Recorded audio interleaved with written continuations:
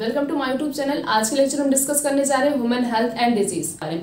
जितनी भी communicable disease होती है उसके बारे में डिस्कस करेंगे, बट उसी डिजीज के बारे में डिस्कस करेंगे जो कि हमारी बुक में दिया गया, क्योंकि बुक से बाहर नहीं पूछा था। और इससे रिलेटेड कुछ इंपॉर्टेंट क्वेश्चंस भी डिस्कस करेंगे जो बोर्ड के पेपर में पूछा जाता है। सबसे पहले हम बात करेंगे some of the infectious disease. Infectious disease या हम बोल सकते हैं कम्युनिकेबल डिजीज। इन्फेक्शियस बोले या कम्युनिकेबल डिजीज। कम्युनिकेबल डिजीज कौन सी डिजीज होती है जो एक पर्सन से दूसरे पर्सन में ट्रांसफर होती है। जैसे कॉमन कोल्ड हो गया, कोई हमारे पास बैठा उसको कॉमन कोल्ड है तो वो क्या होगी, नॉर्मल पर्सन को वो कॉमन कोल्ड हो सकता है। तो ये डिजीज क्या हुई, एक पर्सन से दूसरे पर्सन में क्या हो रही है, ट्रांसफर हो रही है। तो this type of disease is known as infectious disease बोले या हम उसे कम्युनिकेबल डिजीज भी बोल सकते हैं। बट जो डिजीज एक पर्सन से दूसरे पर्सन में नहीं ट्रांसफर होती उसे क्या बोलते हैं, नॉन इन्फेक्शियस या नॉन कम्युनिकेबल डिजीज। और एक इंपॉर्टेंट पॉइंट इसमें दिया गया पैथोजेन। पैथोजेन क्या होता है, the disease causing organism is known as pathogen. ऐसा पैथोजन, ऐसा ऑर्गेनिज्म जो डिजीज कॉज कर रहा है उसे क्या बोलेंगे, पैथोजन। जैसे बैक्टीरिया हो गया और फंगस हो गया, वायरस हो गया, ये सब क्या है, पैथोजन है। इन सब से क्या होता है, डिजीज होता है। The organism which can cause a disease, ऐसा ऑर्गेनिज्म जो डिजीज कॉज करता है उसे क्या बोलते हैं, उसे बोलते हैं पैथोजन। सबसे पहले हम डिस्कस करेंगे बैक्टीरियल डिजीज। बैक्टीरियल डिजीज में हम सबसे पहले बात करेंगे टाइफाइड की। किसकी, टाइफाइड की। It is caused by salmonella typhi. ये टाइफाइड किससे होता है, सैल्मोना टाइफी से होता है। और अगर एक नंबर का क्वेश्चन पूछा गया तो ऐसे भी पूछा जा सकता है कि जो है दे दिया गया टाइफाइड दे दिया, उसे पैथोजन का नाम लिख दिया।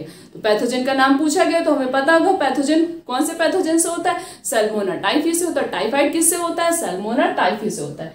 अब टाइफाइड में कौन सा ऑर्गन इफेक्टेड होता है, मींस ये जो पैथोजन है ये कौन से ऑर्गन पे इफेक्टेड, कौन से ऑर्गन को डैमेज कर देता है, स्मॉल इंटेस्टाइन को डैमेज कर देता है। और स्मॉल इंटेस्टाइन में पैथोजन इंटर कर गया, सैल्मोना टाइफी जो है हमारे स्मॉल इंटेस्टाइन में इंटर कर गया। अब वो ब्लड के द्वारा क्या होगा, बॉडी के अलग अलग पार्ट में माइग्रेट होगा, मींस ट्रांसफर होगा। स्मॉल इंटेस्टाइन पे उसने इफेक्ट कर दिया स्मॉल इंटेस्टाइन को, उसके बाद वो माइग्रेट होगा किसके द्वारा, ब्लड के द्वारा हमारे अलग अलग पार्ट, बॉडी के पार्ट में। अब ये डिजीज फैलती कैसे, मोड ऑफ ट्रांसमिशन क्या होता है, it is spread through the food और and water.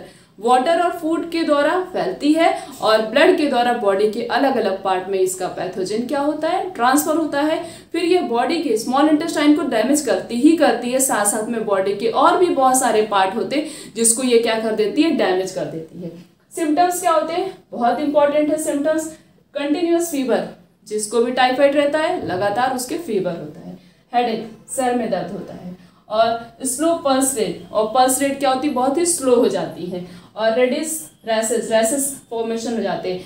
Appear on the upper abdomen, जो हमारा अपर एब्डोमेन होता है वहां पे क्या होता है, रेडिश रैसेस का फॉर्मेशन हो जाता है। डायरिया होता है which can cause the loss of the blood, diarrhoea हो जाता है जिसके द्वारा जो है ब्लड भी बॉडी से रिमूव होता है। अब कैसे पता करते हैं कि टाइफाइड हुआ है, विडाल टेस्ट। कौन सा टेस्ट कराते हैं, विडाल टेस्ट कराते हैं। और सबसे इंपॉर्टेंट चीज ये है कि सीवियर केसेस में, मीन्स अगर हम ट्रीटमेंट नहीं करा रहे टाइफाइड का, बहुत ही ज्यादा बढ़ गया है, सीवियर केसेस में क्या होता है, इंटेस्टाइनल परफोरेशन। क्या हो जाता है, इंटेस्टाइनल परफोरेशन। परफोरेशन का मतलब होता है होल। परफोरेशन का क्या मतलब होता है, होल। मींस जब सीवियर कंडीशन में आ जाता है टाइफाइड तो उस कंडीशन में क्या होता है, हमारे इंटेस्टाइन में होल हो जाता है। Perforation can cause in our intestine. The next is pneumonia. Pneumonia कौन से पैथोजन से होता है, स्ट्रेप्टोकोकस निमोनिया और हेमोफिलस इन्फ्लुएंजा। निमोनिया किससे होता है, स्ट्रेप्टोकोकस इन्फ्लुएंजा, स्ट्रेप्टोकोकस निमोनिया और हेमोफिलस इन्फ्लुएंजा से क्या होता है, निमोनिया डिजीज कॉज होती है। अब निमोनिया में कौन सा ऑर्गन हमारे इफेक्टेड होता है, एल्बुलाई ऑफ द लंग्स। जो हमारे लंग्स में एक बैग लाइक स्ट्रक्चर प्रेजेंट होता है उसी को एल्बुलाई बोलते हैं। तो ये पैथोजन क्या करता है, लंग्स में जो एल्बुलाई प्रेजेंट होती है उसको इफेक्टेड कर देता है। उसके अंदर, इस एल्बुलाई के अंदर क्या हो जाता है, फ्लूइड फिल्ड हो जाता है, जिसकी वजह से रेस्पिरेशन में क्या होती है, प्रॉब्लम होती है। एल्बुलाई क्या होगा, उसमें पूरी तरीके से फ्लूइड फिल्ड हो जाता है, जिसकी वजह से निमोनिया में क्या होता है, ब्रीथिंग प्रॉब्लम होती है। देन सिम्टम्स क्या क्या होते हैं, इन्फेक्ट लंग्स की जो एल्बुलाई होती है वो तो इफेक्ट होती है, साथ साथ में क्यों, क्योंकि उसमें फ्लूइड फिल्ड हो जाता है जिसकी वजह से रेस्पिरेशन प्रॉब्लम होती है। और क्या होता है, फीवर होता है, चिल होता है, कफ एंड हेडेक, ये सब तो कॉमन सिम्टम्स है जो कि हर डिजीज में होती है। मेन सिम्टम्स क्या है, जो हमारी लंग की एल्वेलाई होती है उसमें फ्लूइड फिल्ड हो जाता है जिसकी वजह से रेस्पिरेशन प्रॉब्लम होती है, ब्रीथिंग प्रॉब्लम होती है। इन सीवियर केसेस जब बहुत ज़्यादा निमोनिया बढ़ जाता है उस केस में क्या होता है, जो हमारी लिप्स और हमारी जो फिंगर की नेल होती हैं वो ग्रेस कलर से ब्लूइश कलर की हो जाती है। किस कलर से, ग्रेस टू ब्लूइश कलर की हो जाती है। किस कंडीशन में, सीवियर कंडीशन में। ये दो डिजीज कैसी थी, टाइफाइड और निमोनिया, ये दोनों डिजीज कैसी होती हैं, बैक्टीरियल डिजीज। टाइफाइड किससे होता है, सैल्मोना टाइफी से होता है। निमोनिया किससे होता है, स्ट्रेप्टोकोकस निमोनिया से होता है और हेमोफिलस इन्फ्लुएंजा से होता है। दोनों ही कैसी डिजीज है, हमने तो अभी बात की कि इस पूरे लेक्चर में हम कम्युनिकेबल डिजीज के बारे में ही स्टडी करेंगे। तो ये दोनों डिजीज कैसी होती है, कम्युनिकेबल डिजीज होती है, जो कि एक पर्सन से दूसरे पर्सन में क्या होती है, ट्रांसफर होती है। इसमें सीवियर केसेस में क्या होता है, निमोनिया में लिप्स और फिंगर की जो नेल होती हैं वो ग्रेस्ट से ब्लूइश कलर की हो जाती हैं। Then next is viral disease. Viral disease में सबसे पहला है common cold. It is caused by rhino virus. Common cold किससे होता है, राइनो वायरस से होता है। Common cold is caused by the rhino virus. Organ affected, common cold में कौन सा ऑर्गन इफेक्टेड होता है, नोज और रेस्पिरेटरी पासेस पे सबसे ज्यादा इफेक्ट पड़ता है। किस पे, नोज पे और रेस्पिरेटरी पासेस पे। Then next is mode of transmission. किस तरीके से कॉमन कोल्ड एक पर्सन से दूसरे पर्सन में ट्रांसफर होता है। सबसे पहली बात तो ये है, common cold is a communicable disease, या हम बोल सकते हैं इन्फेक्शियस डिजीज। कैसी डिजीज होती है, कम्युनिकेबल डिजीज, जो एक पर्सन के कॉन्टैक्ट, जैसे कोई भी पर्सन है जिसको कॉमन कोल्ड हुआ है वो किसी हेल्थी पर्सन के कॉन्टैक्ट में आता है, तब ये डिजीज क्या होती है, एक पर्सन से दूसरे पर्सन में ट्रांसफर होती है। तो सबसे पहला ट्रांसमिशन तो यही हो गया। और ये कैसी डिजीज होती है, एयरबॉर्न डिजीज, मीन्स इसके जो वायरस होते हैं वो एयर्स में फ्रीली जो इधर से उधर घूमते रहते हैं, जिससे किसी भी पर्सन में ये वायरस क्या होती है, इंटर कर जाते हैं। तो common cold is a airborne disease. Then that are spread by the inhaling droplets resulting from the cough or the sneeze. Sneeze या कफिंग से जितने भी जो भी ड्रॉपलेट्स निकलते हैं वो क्या होते हैं, पूरे एयर में ऐसे ही डिस्पर्स रहते हैं, जिसकी वजह से वो किसी भी हेल्थी पर्सन के कांटेक्ट में आ जाते हैं। देन नेक्स्ट सिम्टम्स क्या होता है, इट इन्फेक्ट द नोज, हमारा नोज इफेक्ट हो जाता है और हमारा रेस्पिरेटरी पासेस इफेक्ट हो जाता है। nasal congestion and the discharge, sore throat and hoarseness, cough, headache and the tiredness, ये सब किसके सिम्टम्स होते हैं, कॉमन कोल्ड। कॉमन कोल्ड होता किससे, राइनो वायरस से होता है। Common cold last for 3 to 7 days, कितने दिन तक रहता है, कम से कम 3 से 7 दिन तक, उससे ज्यादा नहीं रहता। तो कॉमन कोल्ड कैसी डिजीज होती, एयरबॉर्न डिजीज होता किससे, राइनो वायरस होता है। इसमें कौन सा ऑर्गन इफेक्टेड होता है, nose and respiratory passes.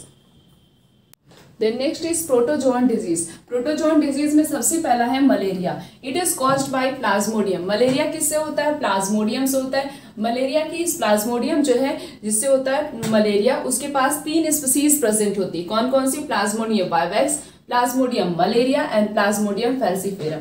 Plasmodium falciparum कौन सा मलेरिया कॉज करता है, मैलिग्नेंट मलेरिया। कौन सा मलेरिया, मैलिग्नेंट मलेरिया कॉज करता है। 3 स्पीसीज होती है, कौन कौन सी, प्लाज्मोडियम वाइवेक्स, प्लाज्मोडियम मलेरिया और प्लाज्मोडियम फैल्सीफेरम। कौन सा ऑर्गन इफेक्टेड होता है मलेरिया में, हमारा लीवर और हमारा RBC, that is red blood cell. ये 2 ऑर्गन क्या होते हैं, सबसे ज्यादा इफेक्टेड होते हैं। किस तरीके से ये डिजीज ट्रांसफर होती है, मोड ऑफ ट्रांसमिशन क्या है, ये कैसी डिजीज होती है, vector borne disease. Vector borne disease का मतलब होता है किसी वेक्टर से ये डिजीज क्या होती है, ट्रांसफर होती है। वेक्टर क्या होता है, that spread by the biting of the female anopheles mosquito. इसमें ये जो फीमेल एनाफिलस मॉस्किटो है ये क्या है, वेक्टर है, इसी से ये डिजीज क्या होती है, ट्रांसफर होती है। तो वेक्टर बॉर्न डिजीज होता है मलेरिया फीमेल। अब फीमेल एनाफिलस मॉस्किटो ही क्यों बाइट करता है, मेल क्यों नहीं करता है, क्यों, क्योंकि फीमेल को रिप्रोडक्शन करने के लिए ब्लड की जरूरत होती है, इसी वजह से फीमेल एनाफिलस मॉस्किटो ही बाइट करता है, मेल नहीं करता है। सिम्टम्स क्या होते हैं मलेरिया के, हेडेक होता है, nausea, muscular pain and the feeling of the chills and the shivering followed by the every 3 to 4 days। 3 से 4 दिन तक क्या होता है, हाई फीवर होता है, बहुत ठंड लगती है, सर में दर्द होता है, नोजिया होता है और मसल्स में क्या होते हैं, पेन होते हैं। ये सब सिम्टम्स है, किसके सिम्टम्स है, मलेरिया। मलेरिया होता किससे है, प्लाज्मोडियम से होता है। मलेरिया की 3 स्पीसीज प्रेजेंट होती हैं, प्लाज्मोडियम वाइवेक्स, मलेरिया और प्लाज्मोडियम फैल्सीफेरम। प्लाज्मोडियम फैल्सीफेरम कौन सा डिजीज कॉज करता है, मैलिग्नेंट मलेरिया। देन नेक्स्ट हम बात बात करते हैं life cycle of the plasmodium. Life cycle of plasmodium. Life cycle of plasmodium start due to the enter of sporozoite.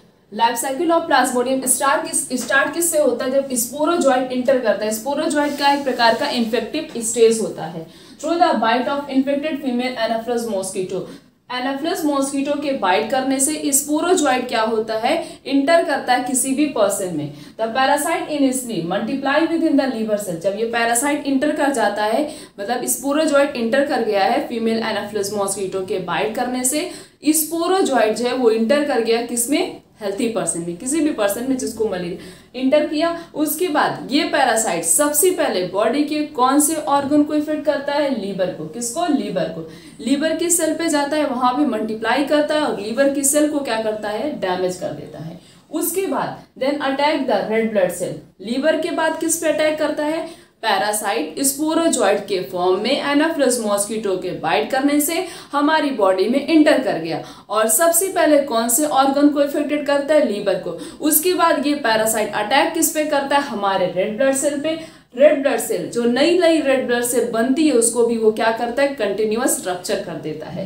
There is a release of toxin. अब जब RBC ही हमारी rupture होती जा रही है तो आरबीसी कैसे बॉडी को प्रोटेक्ट करेगी? आरबीसी कंटिन्यूअस उस पैरासाइट की वजह से रप्चर होती जा रही, जितनी भी नई आरबीसी बन रही वो भी रप्चर होती जा रही। इसकी वजह से क्या होता है? टॉक्सिक सब्सटेंस रिलीज होता है और उस टॉक्सिक सब्सटेंस को कहते हैं हीमोजॉइन।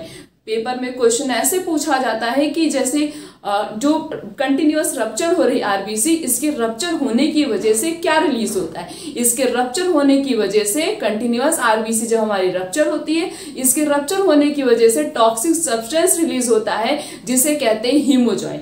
और ये हीमोजॉइन किसके रिस्पॉन्सिबल होता है? चिल के लिए और हाई फीवर। जब हीमोजॉइन सब्सटेंस रिलीज होता है इससे बहुत ठंड लगती है और बहुत ही हाई फीवर, बहुत तेज फीवर हो जाता है। Rupture RBC which is responsible for the chill and high fever from the infected women. The parasite inter into the body of the Anopheles mosquito during the biting and sucking the blood. जैसे अब ये parasite means sporozoite जो है वो human being में तो है ही, क्योंकि इसके पहले मॉस्किटो लेके आया था ह्यूमन बीइंग के अंदर, तो ह्यूमन बीइंग के अंदर वो मॉस्किटो का जो स्पोरोजॉइट है वो ह्यूमन बीइंग के अंदर है। जब कोई और भी आके उसके ऊपर मॉस्किटो बाइट करेगा उस पर्सन को जिसको मलेरिया हुआ है, फिर से वो स्पोरोजॉइट उस एनाफिलस मॉस्किटो के अंदर क्या होगी? इंटर कर जाएगी। फिर से वो मॉस्किटो किसी पर्सन को बाइट करेगा, फिर वो स्पोरोजॉइट उस पर्सन पे जाएगा, फिर उस पर्सन को जब कोई मॉस्किटो बाइट करेगा फिर उस पर्सन से वो स्पोरोजॉइट उस मॉस्किटो में चला जाएगा। इस तरीके से ये कंटिन्यूअस साइकिल क्या होती है मलेरिया की? मींस ये कंटिन्यूअस साइकिल जो है प्लाज्मोडियम की ऐसे चलती रहती है। The next step is further development take place in the body of female Anopheles mosquito. उसके बाद अब फीमेल मॉस्किटो ने क्या किया? ह्यूमन बीइंग को बाइट किया, उससे उसने ब्लड को ले लिया। ब्लड क्योंकि ह्यूमन बीइंग को वो बाइट क्यों करती है? क्योंकि उसको ब्लड चाहिए। ब्लड किस लिए चाहिए? फर्टिलाइजेशन करने के लिए। उसने ब्लड को ले लिया। उसके बाद जो कुछ भी प्रोसेस होगा वो किसके अंदर होता है? फीमेल एनाफिलस मॉस्किटो के अंदर। Formation of gametes and fertilization take place in the intestine of mosquito. Mosquito के इंटेस्टाइन में क्या होगा? गैमेट का फॉर्मेशन होगा और फर्टिलाइजेशन भी उसी के अंदर होगा। उसके बाद जाइगोट का फॉर्मेशन होगा। फर्टिलाइजेशन होने के बाद क्या बनता है? जाइगोट बनता है। The zygote develop further and form 1000 of sporozoite. Zygote develop होने के बाद ये जाइगोट क्या करेगा? बहुत सारे कम से कम 1000 ऑफ स्पोरोजॉइट का फॉर्मेशन करेगा और ये स्पोरोजॉइट माइग्रेट करते हुए, माइग्रेट का मतलब अपनी प्लेस को चेंज करना, तो ये माइग्रेट करते हुए किसमें आता है? मॉस्किटो के सलाइवरी ग्लैंड में। तो ये स्पोरोजॉइट, हमें ये पता चल गया है कि स्पोरोजॉइट किसके अंदर स्टोर रहता है? मॉस्किटो के सलाइवरी ग्लैंड में। किसमें स्टोर रहता है स्पोरोजॉइट? मॉस्किटो के सलाइवरी ग्लैंड में। स्पोरोजॉइट है क्या? स्पोरोजॉइट एक प्रकार का इन्फेक्शियस एजेंट होता है, ये इन्फेक्शियस स्टेज है। The next is when the mosquito bite another human, sporozoite are injected. अब स्पोरोजॉइट क्या है? मॉस्किटो के सलाइवरी ग्लैंड में परमानेंट के लिए स्टोर हो चुका है। अब जब वो मॉस्किटो किसी और ह्यूमन को बाइट करेगी तो वो क्या होगा? वो स्पोरोजॉइट उस ह्यूमन बीइंग में इंटर कर जाएगा। इंटर करने के बाद फिर उस ह्यूमन बीइंग में तो वो स्पोरोजॉइट पहुंच चुका है। अब कोई और पर्सन जब आके उस ह्यूमन बीइंग को फिर से बाइट करेगा, फिर से उस ह्यूमन बीइंग से क्या होगा, वो उस मॉस्किटो के अंदर वो स्पोरोजॉइट इंटर कर जाएगा। तो इस तरीके से देखो यहाँ पे मॉस्किटो की भी जरूरत हो रही है और ह्यूमन बीइंग की, तो 2 होस्ट की जरूरत होती है प्लाज्मोडियम की लाइफ साइकिल को कंप्लीट करने के लिए। एक तो कौन होता है, ह्यूमन बीइंग होता है, एक कौन होता है, फीमेल एनाफिलिस मॉस्किटो।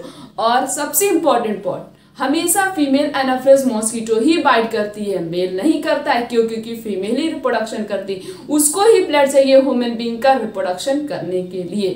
तो यहाँ पे क्या हो रहा है, पहले क्या हुआ, स्पोरोजॉइड के फॉर्म में जो है इन्फेक्शियस एजेंट है, ये स्टेज है जो इंटर किया ह्यूमन बीइंग में। उसके बाद उसको क्या हो गया, मलेरिया हो गया। स्पोरोजॉइड क्या है, एक प्रकार का इन्फेक्शियस है, तो वो क्या हो गया, उस पर्सन को मलेरिया हो गया।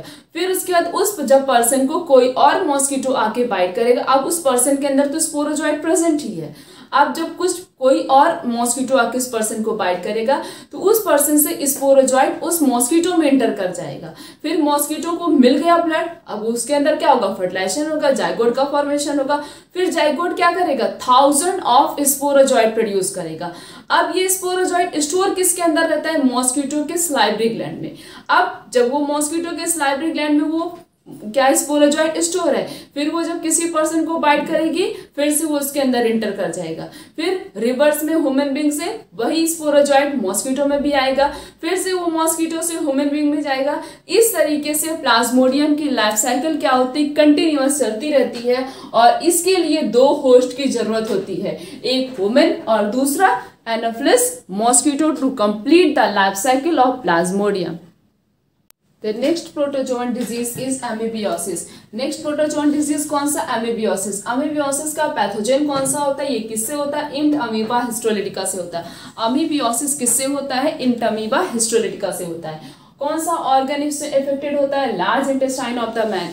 इसमें जो इसका पैथोजन होता है इंटअमीबा हिस्टोलिटिका, ये कौन से ऑर्गन को हमारे डैमेज कर देता है, दैट इज लार्ज इंटेस्टाइन को क्या कर देता है, डैमेज कर देता है। किस तरीके से ये डिजीज ट्रांसफर होती है, ये भी कैसी डिजीज होती है, जिस तरीके से मलेरिया एक प्रकार का जो है वेक्टर बॉर्न डिजीज है, वैसे ये भी वेक्टर बॉर्न डिजीज है। इसमें वेक्टर की तरह कौन एक्ट करता है, that is house fly.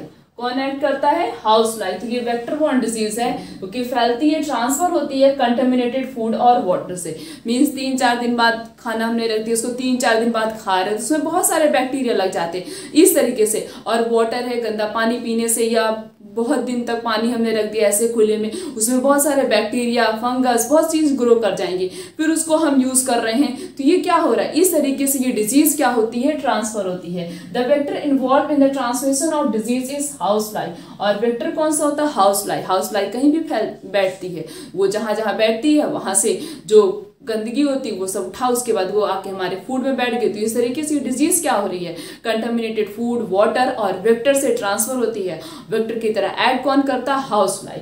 The next is symptoms. Amoebiasis के सिम्टम्स क्या क्या होते हैं, formation of ulcer in intestine. Intestine में अल्सर का फॉर्मेशन होने लगता है, एब्डोमेन में पेन होता है, नोजिया होता है, एक्विड diarrhoea and the mucus in the stool. ये सब सिम्टम्स होते हैं किसके, अमीबियोसिस के। अमीबियोसिस भी जिस तरीके से प्रोटोजोवन डिजीज मलेरिया होता है उस तरीके से अमीबियोसिस भी क्या एक प्रकार का प्रोटोजोवन डिजीज है। किससे होता है, इंटअमीबा हिस्टोलिटिका से होता है। कौन सा ऑर्गन हमारा इन्फेक्टेड होता है, लार्ज इंटेस्टाइन। और ये किस टाइप की डिजीज है, this is a vector borne disease. The next is helminth disease. सबसे पहले हेलमिंथ डिजीज है एस्कैरिसिस। नाम से ही पता चला एस्कैरिसिस किससे होता है, एस्कैरिस से होता है। एस्कैरिस क्या एक प्रकार का राउंड वॉर्म है। Ascaris is a type of round warm. Ascariasis किससे होता है, एस्कैरिस से होता है, which is a type of round warm. कौन सा ऑर्गन इसमें इफेक्टेड होता है, इंटेस्टाइन। एस्कैरिसिस में जो पैथोजन होता है वो कौन से ऑर्गन को इफेक्ट करता है, इंटेस्टाइन को। किस तरीके से ये डिजीज ट्रांसफर होती है, it is spread bye A contaminated food and water and containing two egg of the parasite. जैसे पैरासाइट का जो एग है, ये एस्कैरिसिस का एग जो है जैसे फूड में पड़ गया या तो वाटर में आ गया, तो इससे क्या होता है, जो हम उसको ड्रिंक करते हैं, यूज करते हैं, तो इस तरीके से ये हमारी बॉडी में क्या करता है, इंटर करता है और इस तरीके से ये डिजीज क्या होती है, ट्रांसफर होती है। द नेक्स्ट इज सिम्टम्स क्या होते हैं एस्कैरिसिस के, इंटरनल ब्लीडिंग होती है बॉडी के इनसाइड क्या होती है, ब्लीडिंग होती है। दूसरा है मस्कुलर पेन, मसल्स में पेन होता है। फीवर, एनीमिया, एनीमिया का मतलब होता है खून की कमी होना। And blockage of the intestinal passes, जो हमारी इंटेस्टाइन होती है उसमें क्या हो जाता है, ब्लॉकेज हो जाता है। क्या हो जाता है, ब्लॉकेज हो जाता है। सिम्टम्स क्या क्या होते हैं, internal bleeding, muscular pain, fever, anaemia and blockage of the intestinal passes. Body का कौन सा ऑर्गन इफेक्टेड होता है, इंटेस्टाइन। ये डिजीज होती किससे है, एस्केरिसिस से होती है। Ascariasis is a type of round worm. किस तरीके से ये डिजीज ट्रांसफर होती है, it is spread by the contaminated food, water and containing egg of the parasite. The next helminth disease is filariasis, जिसे क्या और बोल सकते हैं हम, हेलिफेंटाइटिस भी बोलते हैं। It is caused by wuchereria. Elephantiasis किससे होता है, वुचीरिया से होता है। वुचीरिया की 2 स्पीसीज प्रेजेंट होती है। कौन कौन सी, वुचीरिया बैनकॉफ्टी और दूसरी कौन सी होती है, Wuchereria malayi. The next is organ affected. Elephantiasis में कौन सा ऑर्गन इफेक्टेड होता है, जो लिम्फेटिक वेसल्स होती हैं, लोअर लिम्फ। हमारा जो लोअर लिम्फ होता है वो इफेक्टेड होता है, उसमें क्या हो जाता है, स्वेलिंग हो जाती है। एंड द जेनाइटल ऑर्गन पे भी इफेक्टेड होता है। मोड ऑफ ट्रांसमिशन, ये डिजीज कैसे ट्रांसफर होती है, due to the bite of the female Culex mosquito. कौन सी मॉस्किटो के बाइट करने से ये डिजीज ट्रांसफर होती है, फीमेल क्यूलक्स मॉस्किटो के बाइट करने से ये डिजीज एक पर्सन से दूसरे पर्सन में क्या होती है, ट्रांसफर होती है। सिम्टम्स क्या होते हैं, fever, swelling of the legs में मीन्स लोअर लिम्फ में जो है वहां पे क्या होती है, स्वेलिंग हो जाती है। डिजीज होती किससे है, वुचीरिया से होती है। वुचीरिया की 2 स्पीसीज होती है, कौन कौन सी, वुचीरिया बैनकॉफ्टी एंड वुचीरिया मलाई। ये डिजीज ट्रांसफर कैसे होती है, सबसे ज्यादा इंपॉर्टेंट पॉइंट तो यही है, फीमेल क्यूलक्स मॉस्किटो के बाइट करने से ये डिजीज एक पर्सन से दूसरे पर्सन में क्या होती है, ट्रांसफर होती है। Then next is fungal disease. Book में एक ही फंगल डिजीज का नाम दिया गया है, दैट इज रिंगवॉर्म। रिंगवॉर्म किससे होता है, it is caused by the microsporum, Trichophyton और इपीडर्मोफाइटोन। किससे होता है, माइक्रोस्पोरम से होता है, ट्राइकोफाइटोन से होता है और इपीडर्मोफाइटोन से क्या होता है, रिंगवॉर्म डिजीज होती है। कौन सा ऑर्गन इसमें इफेक्टेड होता है, हमारा स्किन,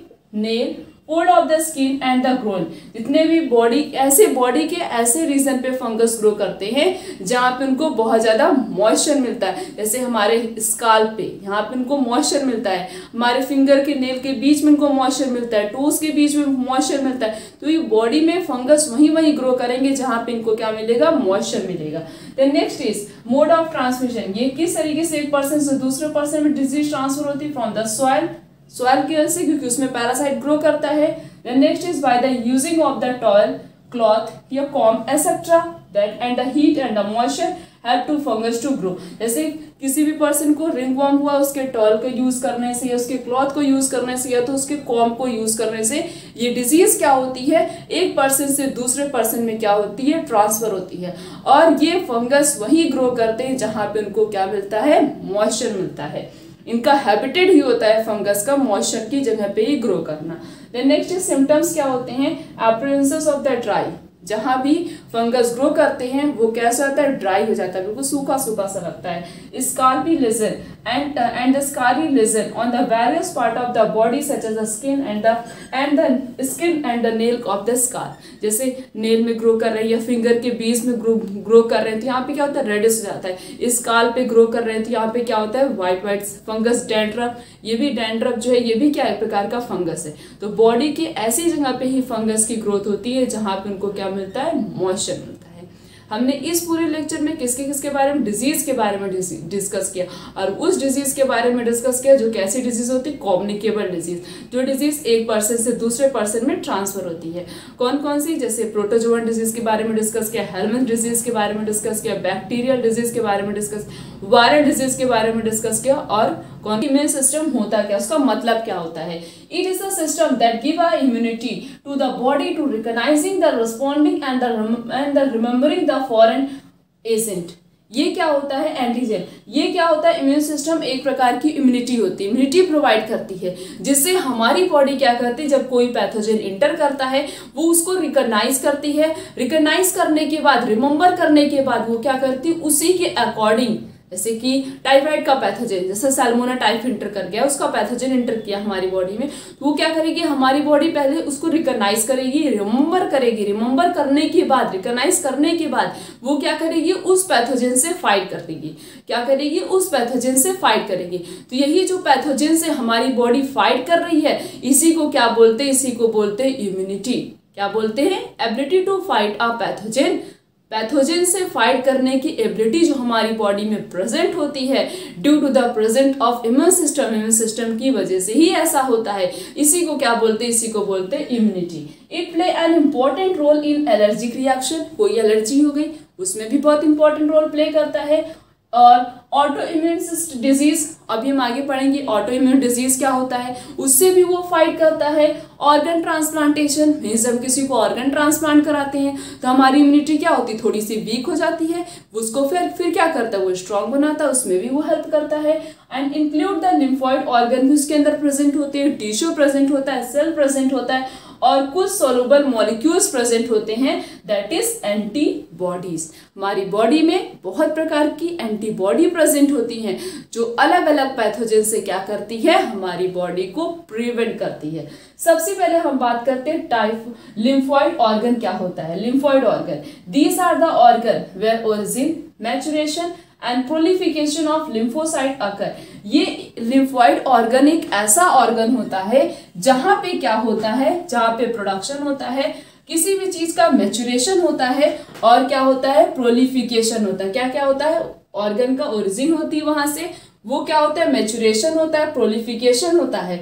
और ये कितने प्रकार के होते हैं, lymphoid organs are two type, दो प्रकार का, एक होता है प्राइमरी और एक क्या होता है, सेकेंडरी। एक क्या होता है प्राइमरी, एक होता है सेकेंडरी। सबसे पहले हम डिस्कस करते हैं प्राइमरी लिम्फॉइड ऑर्गन क्या होता है। Here the production and maturation of lymphocyte, यहाँ पे क्या होता है, प्राइमरी लिम्फॉइड ऑर्गन पे प्रोडक्शन होता है और मैचुरेशन होता है। किसका मैचुरेशन होता है, लिम्फोसाइट का मैचुरेशन होता है। The immature lymphocyte differentiate into antigen sensitive lymphocyte. यहाँ पे क्या होता है, इमेच्योर लिम्फोसाइट जो होता है वो डिफरेंशिएट होती हैं और भी ज्यादा वो क्या होती हैं, मेच्योर होती हैं। एग्जाम्पल में जैसे बोन मैरो और थाइमस, थाइमस और बोन मैरो ये दो क्या होते हैं, प्राइमरी लिम्फॉइड ऑर्गन।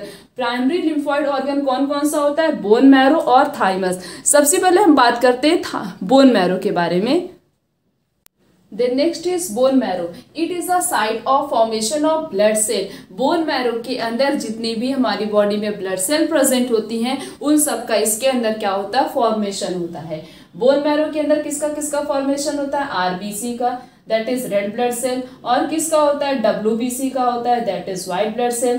प्लेटलेट्स का फॉर्मेशन होता है। प्लेटलेट्स, बोन मैरो के अंदर एक स्पेशल सेल प्रेजेंट होती है, स्पेशल साइट प्रेजेंट होता है जिसे कहते हैं मेगा कैरियोसाइट, और इसी मेगा कैरियोसाइट के अंदर प्लेटलेट्स का फॉर्मेशन होता है। तो जितनी भी सेल्स हमारी बॉडी में प्रेजेंट होती है, जितनी भी ब्लड सेल प्रेजेंट होती हैं उन सब का फॉर्मेशन किसके अंदर होता है, बोन मैरो के अंदर होता है। Then next is thymus, it is a bilobed organ. Thymus कैसा होता है, बाइलोब्ड। बाइलोब्ड का मतलब जिसके पास दो लोब प्रेजेंट होता है। बाइलोब्ड ऑर्गन होता है, कहाँ पे प्रेजेंट होता है, हमारे हर्ट के पास और ब्रेस्ट बोन के बेंथ पे प्रेजेंट होता है। It is a large during the birth but gradually reduce in a size and become a very small in the size of the puberty. इसकी साइज क्या होती है, लार्ज होती है जब बर्थ, जब बेबी जैसे बॉर्न हुआ है तो थाइमस की साइज क्या होगी, लार्ज होगी। धीरे धीरे धीरे धीरे प्यूबर्टी तक आते आते उसकी साइज क्या होती है, और एडल्ट तक आते आते उसकी साइज क्या होती है, रिड्यूस हो जाती है। धीरे धीरे उसकी साइज क्या हो गई, रिड्यूस हो गई। रिड्यूस हो जाती है इसी वजह से जो स्मॉल बेबी होते हैं या जो अभी प्यूबर्टी के पहले वाली जो स्टेज होती है उसमें क्या होता है, उसकी थाइमस की साइज लार्ज है तो हमारा इम्यून सिस्टम बहुत ज़्यादा स्ट्रांग होता है, बहुत ज़्यादा ही स्ट्रांग होता है। जैसे जैसे पर्सन ओल्ड होते जाते हैं थाइमस की साइज भी रिड्यूस होती है और इम्यून सिस्टम भी धीरे धीरे क्या हो जाता है, वीक हो जाता है। धीरे धीरे क्या हो जाता है, वीक हो जाता है। क्यों, क्योंकि due to the reduce in the size of the thymus. क्यों ऐसा होता है, क्यों, क्योंकि थाइमस की साइज क्या हो गई, रिड्यूस हो गई। तो ये बोन मैरो और थाइमस ये किसके अंदर आते हैं, प्राइमरी लिम्फॉइड ऑर्गन के अंदर आते हैं। किसके अंदर आते हैं, प्राइमरी लिम्फॉइड ऑर्गन के अंदर आते हैं। अब हम नेक्स्ट बात करते हैं सेकेंडरी लिम्फॉइड ऑर्गन की। Then next is secondary lymphoid organ. It is the site where the proliferation and differentiation of lymphocyte take place. Secondary lymphocyte एक ऐसी जगह पे होती है, एक ऐसी जगह होती है जहाँ पे क्या होता है, डिफरेंशिएशन होता है और किसी भी चीज की क्या होती है, सिंथेसिस होती है। अब सेकेंडरी लिम्फोइड में क्या आएगा, जैसे कल हमने पढ़ा था कि प्राइमरी लिम्फोइड ऑर्गन में क्या क्या आता है, इसमें आता है थाइमस और बोन मैरो आता है। और सेकेंडरी लिम्फोइड ऑर्गन में क्या क्या आता है, स्प्लीन, लिम्फ नोड, टॉन्सिल, पियर पैचेस, माल्ट और अपेंडिक्स। ये सब किस में आते हैं, ये सब सेकेंडरी लिम्फोइड ऑर्गन में आता है। सबसे पहले हम बात करते हैं स्प्लीन क्या होता है। It is a bean shaped organ. Spleen का शेप कैसा होता है, वीन शेप्ड ऑर्गन होता है, विच कंटेन लिम्फोसाइट, जिसके पास क्या क्या प्रेजेंट होता है, लिम्फोसाइट। लिम्फोसाइट किस में हेल्प करता है, लिम्फोसाइट के पास दो पार्ट होते हैं, एक बी होता है और एक टी होता है। बी लिम्फोसाइट एंटीबॉडी की सिंथेसिस करता है और टी लिम्फोसाइट उसकी हेल्प करता है सिंथेसिस करने में। और नेक्स्ट इज फैगोसाइट्स। फैगोसाइट्स का मतलब होता है जहां पे कोई भी चीज आके डिस्ट्रॉय होती है, किसी भी चीज को, या हम ऐसे भी बोल सकते हैं किसी भी चीज को डिस्ट्रॉय करना। तो स्प्लीन के पास लिम्फोसाइट प्रेजेंट होता है, मींस एंटीबॉडी प्रोवाइड करता है, और साथ साथ में किसी भी पैथोजन को वो क्या करता है, किल कर देता है। फैगोसाइट्स का मतलब होता है डिस्ट्रॉय करना, या हम बोल सकते हैं किल कर देना।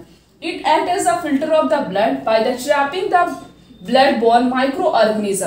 ब्लड में अगर कोई भी माइक्रो ऑर्गेनिज्म है तो ये क्या करता है, स्प्लीन क्या करता है, उस ब्लड को फिल्टर कर देता है ताकि उसमें जो भी माइक्रो ऑर्गेनिज्म प्रेजेंट है वो सब क्या हो, बाहर निकल जाए। उसके बाद it remove the worn out RBC and micro organism from the blood. जितनी भी आरबीसी में, रेड ब्लड सेल में जो भी माइक्रो ऑर्गेनिज्म या जो भी वॉर्म्स प्रेजेंट है वो इसको क्या करता है, फिल्टर कर देता है और उसे बाहर रिमूव कर देता है।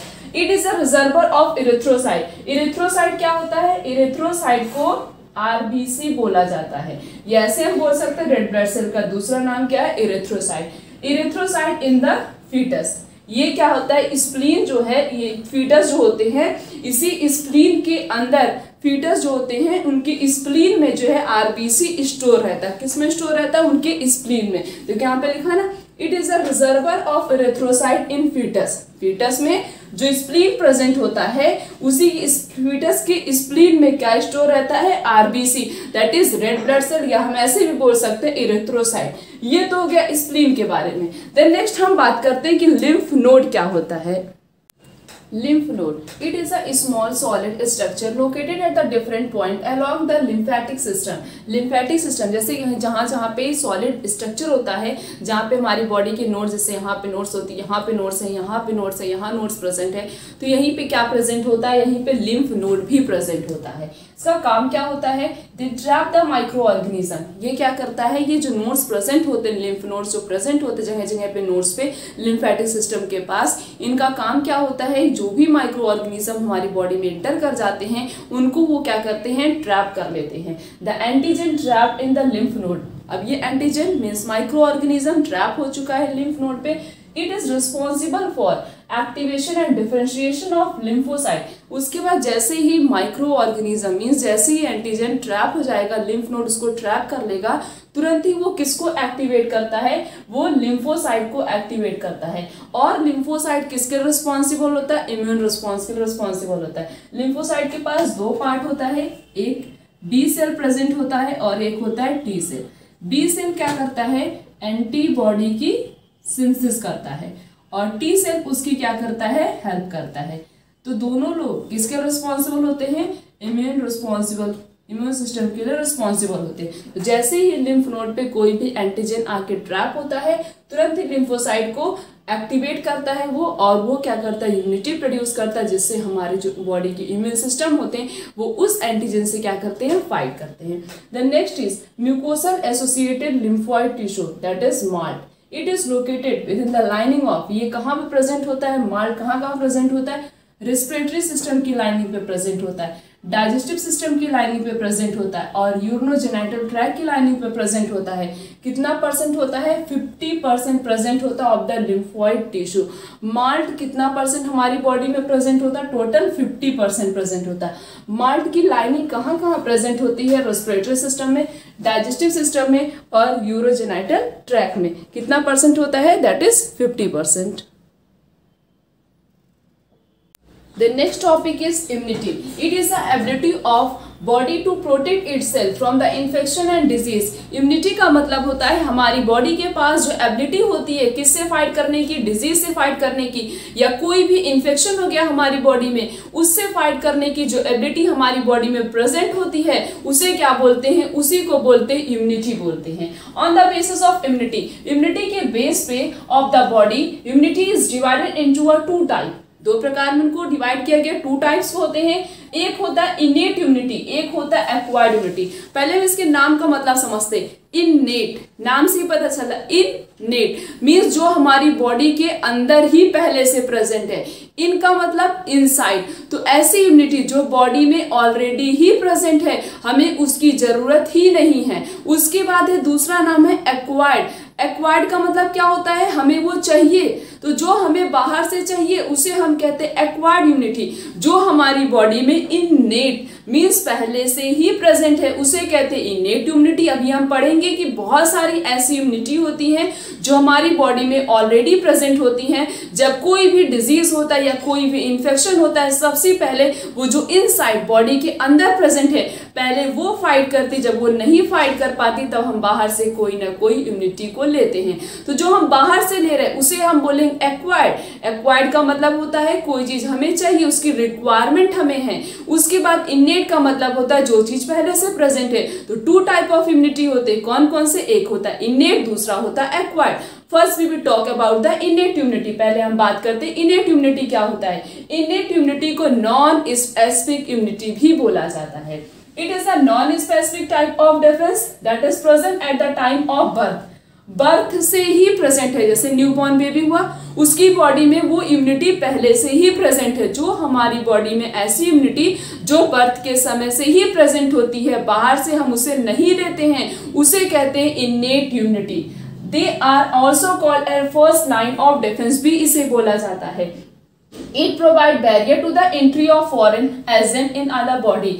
कोई भी बाहर से, फॉरेन एजेंट का मतलब होता है कोई भी बाहर से सब्सटेंस को, मींस बाहर से किसी भी माइक्रो ऑर्गेनिज्म को जो पहले से बर्थ के समय से ही इम्यूनिटी हमारी बॉडी में प्रेजेंट होती है, वो बाहर से किसी भी डिफेंस मैकेनिज्म को, डिफेंस चीजों को हमारी बॉडी में इंटर नहीं होने देती। वो बैरियर प्रोवाइड करती है। क्या करती है, बैरियर प्रोवाइड करती है। अभी हम देखेंगे कि कितने प्रकार के बैरियर होते हैं और वो किस तरीके से, कौन कौन सी ऐसी इम्यूनिटी होती है हमारी बॉडी में जो ऑलरेडी प्रेजेंट होती है at the time of birth. जैसे 4 प्रकार के बैरियर होते हैं। सबसे पहला है फिजिकल, दूसरा है फिजियोलॉजिकल, तीसरा है सेलुलर और चौथा है cytokinin.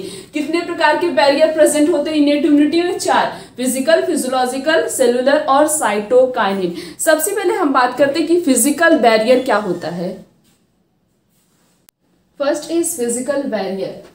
Example is skin and mucus coating of the respiratory, gastrointestinal tract and urinogenital tract that are prevent the entry of microbes into the body. Physical barrier में क्या आता है? स्किन जैसे हमारी बॉडी पे स्किन प्रेजेंट होता है। सबसे पहले जब कोई भी पैथोजन हमारी बॉडी में इंटर करता है तो इसी से इंटर करेगा, तो ये स्किन क्या करता है, उस माइक्रो ऑर्गेनिज्म को, उस पैथोजन को इंटर ही नहीं करने देता और बहुत सारे इन्फेक्शन से ये क्या करता है, हमारी बॉडी को प्रिवेंट करता है। तो ये स्किन क्या है, ये ऑलरेडी प्रेजेंट है, बर्थ के समय से ही हमारी बॉडी में प्रेजेंट होता है। उसके बाद देन नेक्स्ट इज म्यूकस। अब म्यूकस की कोटिंग कहाँ कहाँ प्रेजेंट होती है? रेस्पिरेटरी ट्रैक में और गैस्ट्रोइंटेस्टाइनल ट्रैक में और यूरिनोजेनिटल ट्रैक में। ये सब क्या करते हैं, ये सब भी, ये जो म्यूकस की कोटिंग अलग अलग जगह पे प्रेजेंट होती है, ये म्यूकस क्या करता है, ये प्रिवेंट करता है हमारी बॉडी को और ये किसी भी माइक्रो ऑर्गेनिज्म को, किसी भी माइक्रोब्स को हमारी बॉडी में इंटर नहीं करने देता। तो ये स्किन और म्यूकस किसके अंदर आता है? फिजिकल बैरियर के अंदर। Then next is physiological barrier. Physiological barrier में जैसे HCl, हाइड्रोक्लोरिक एसिड, किसमें प्रेजेंट होता है? स्टमक में प्रेजेंट होता है। हाइड्रोक्लोरिक एसिड क्या करता है? हाइड्रोक्लोरिक एसिड जैसे फूड के द्वारा अगर कोई भी माइक्रो ऑर्गेनिज्म इंटर कर गया, कोई भी माइक्रोब्स हमारी बॉडी में, तो वो उसको क्या कर देता है? किल कर देता है। तो HCl भी बर्थ के समय से ही प्रेजेंट है, बर्थ के बाद इसका फॉर्मेशन नहीं हो रहा है या हम बाहर से इसको इंटर नहीं करा रहे अपनी बॉडी में, ये ऑलरेडी प्रेजेंट है हमारी बॉडी में। तो ये भी किसके अंदर आ गया? इनेट इम्यूनिटी के अंदर। उसके बाद स्लाइवा भी माउथ में हमारे पहले से ही प्रेजेंट होता है और tier in the eyes, eyes में जो टीयर प्रेजेंट होता है और स्लाइवा और जो हमारी आइज में जो टीयर प्रेजेंट होता है उसके अंदर लाइसोजाइम एंजाइम प्रेजेंट होती है। कौन सी एंजाइम? Lysozyme enzyme. स्लाइवा में लाइसोजाइम एंजाइम प्रेजेंट होती है। जो हमारे माउथ में स्लाइवा होता है, वाटरी सब्सटेंस जो हमेशा माउथ में हमारे होता है, उसी को हम स्लाइवा बोलते हैं। और उसी स्लाइवा के अंदर लाइसोजाइम एंजाइम प्रेजेंट होता है। वो लाइसोजाइम एंजाइम क्या करता है, जैसे कोई भी माइक्रोब्स एंटर कर गया फूड से बॉडी में या जो है हमारी माउथ में ऑलरेडी प्रेजेंट है, तो वो लाइसोजाइम एंजाइम क्या करता है, उसको किल कर देता है, उस माइक्रोब्स को किल कर देता। और जो आइज में टीयर प्रेजेंट होता है उसमें भी लाइसोजाइम एंजाइम प्रेजेंट होता है। ये भी क्या करता है, ये भी माइक्रोब्स को किल कर देता है। तो स्लाइवा के अंदर और टीयर के अंदर, दोनों के अंदर कौन सी एंजाइम प्रेजेंट होती है? Lysozyme enzyme. और ये लाइसोजाइम एंजाइम किससे प्रिवेंट करता है? टू किल द माइक्रोब्स को किल कर देता है। तो ये टीयर और स्लाइवा ये भी ऑलरेडी प्रेजेंट है, बर्थ के समय से ही हमारी बॉडी में प्रेजेंट। दोनों किसके अंदर आते हैं? फिजियोलॉजिकल बैरियर के अंदर। उसके बाद है सेलुलर बैरियर। इसमें क्या क्या आता है? Polymorphonuclear leukocyte that is PMNL और neutrophil, macrophage, natural killer cell in the blood and the tissue kill the pathogen by the phagocytosis. ये जो अलग अलग प्रकार के जैसे न्यूट्रोफिल प्रेजेंट है, मैक्रोफेज प्रेजेंट है, नेचुरल किलर सेल प्रेजेंट है, इन सब के बारे में 11th क्लास में पढ़ा ही होगा। जैसे न्यूट्रोफिल क्या करता है, ये भी पैथोजन को किल कर देता है, मैक्रोफेज भी पैथोजन को किल कर देता है, नेचुरल किलर सेल नाम से ही पता चला ये भी पैथोजन को क्या कर देता है, किल कर देता है। तो ये सब क्या करते हैं, ये सब पैथोजन को किल कर देते हैं, उनको डिस्ट्रॉय कर देते हैं और हमारी बॉडी को माइक्रोब से प्रिवेंट करते हैं। तो ये polymorphonuclear leukocyte that is neutrophil, macrophage, natural killer cell, ये सब किसके अंदर आता है? सेलुलर बैरियर के अंदर। Then last is cytokinin barrier. Virus infected cell, जो वायरस इन्फेक्टेड सेल होती हैं वो क्या सिक्रीट करती है? कौन सा प्रोटीन? एक प्रोटीन सिक्रीट करती है, उसे कहते हैं interferon. Virus infected cell can secrete a protein which is known as interferon. क्या बोलते हैं? इंटरफेरॉन बोलते हैं। इंटरफेरॉन प्रोटेक्ट करता है किसको? नॉन इन्फेक्टेड सेल को। जैसे जो सेल इन्फेक्ट नहीं हुई है, जैसे कोई भी सेल है, जैसे ये सेल है, इस पे कोई वायरस अटैक कर दिया है, तो ये क्या करेगी? जो वायरस इन्फेक्टेड सेल है ये प्रोटीन सिक्रीट करने लगती हैं। क्या सिक्रीट करेंगी? प्रोटीन सिक्रीट करेंगी। कौन सी प्रोटीन को सिक्रीट करती? इंटरफेरॉन को, ताकि जो सेल इन्फेक्ट नहीं हुई है, मीन्स जिसपे इन्फेक्शन नहीं हुआ है, वो सेल को वो क्या कर सके? प्रिवेंट कर सके, बचा सके। तो ये 4 प्रकार के बैरियर कौन कौन से? फिजिकल, फिजियोलॉजिकल, सेलुलर और साइटोकाइनिन। ये सब किसके अंदर आते? इनेट इम्यूनिटी के अंदर। The next is acquired immunity. It is pathogen specific immunity. ये कैसी होती है? acquired immunity को हम स्पेसिफिक इम्यूनिटी भी बोल सकते हैं। और इनेट को क्या बोला जाता है? Non specific. ये कैसे होता है? पैथोजेनिक स्पेसिफिक इम्यूनिटी होती है। When the pathogen attack first time, जब पैथोजन फर्स्ट टाइम हमारी बॉडी पे अटैक करता है, मीन्स इंटर करता है, उसे कहते हैं प्राइमरी रिस्पॉन्स। क्या बोलते हैं? Primary response. उसके अगेंस्ट जब हमारी बॉडी में एंटीबॉडी बनेगा उस पैथोजन के अगेंस्ट, उसे हम बोलते हैं प्राइमरी रिस्पॉन्स। मीन्स अभी पैथोजन ने फर्स्ट टाइम अटैक किया है। फिर जब पैथोजन सेकेंड टाइम अटैक करता है तो उसे कहते हैं सेकेंडरी रिस्पॉन्स। एक्वायर्ड इम्यूनिटी में क्या है?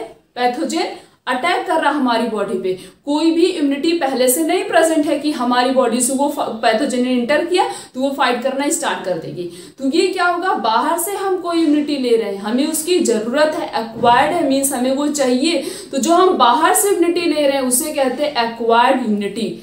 इनेट क्या था अभी हमने पढ़ा? वो पहले से ही हमारी बॉडी में प्रेजेंट होती है। तो जो हम बाहर से लेते हैं उसे कहते हैं एक्वायर्ड इम्यूनिटी, जो हमारी बॉडी में पहले से प्रेजेंट होती है उसे कहते हैं इनेट इम्यूनिटी। ठीक है, जब पैथोजन फर्स्ट टाइम अटैक करता है तो उसे प्राइमरी रिस्पॉन्स कहते हैं, सेकेंड टाइम अटैक करता है तो उसे सेकेंडरी रिस्पॉन्स कहते हैं।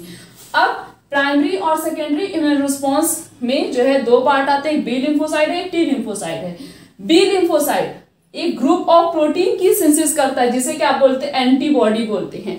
और ये एंटीबॉडी किससे फाइट करता है? पैथोजन से फाइट करता है। मींस जो पैथोजन हमारी बॉडी में इंटर किया, सबसे पहले ये एंटीबॉडी उस पैथोजन से क्या करेगा? फाइट। उसके बाद है, अब ये एंटीबॉडी बनेगी कब? ये नहीं कि पहले से हमारी बॉडी में प्रेजेंट है। वो बनेगी कब? जब कोई पैथोजन हमारी बॉडी में इंटर करेगा।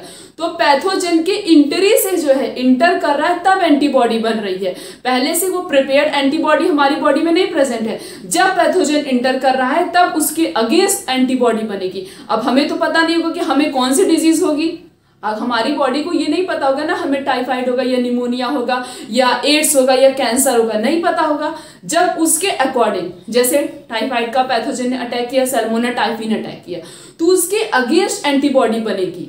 अब अगर हमें पता होता ये पहले से मतलब ये डिजीज होगी, ऐसा तो है नहीं, तो हमारी बॉडी को पहले से कुछ भी प्रेजेंट पता नहीं है, तो उसके अकॉर्डिंग वो एंटीबॉडी बनाता है जो पैथोजन अटैक करता है। तो पैथोजन के अटैक करने से एंटीबॉडी हमारी बॉडी में बन रही है, उसके पहले से नहीं बन रही है। तो इसीलिए इसे क्या बोलते हैं? Acquired immunity. B lymphocyte protein बनाता है, प्रोटीन लाइक स्ट्रक्चर, जिसे हम क्या बोलते हैं? एंटीबॉडी बना रहा है। टी लिम्फोसाइट उस एंटीबॉडी के प्रिपरेशन में बी लिम्फोसाइट की क्या।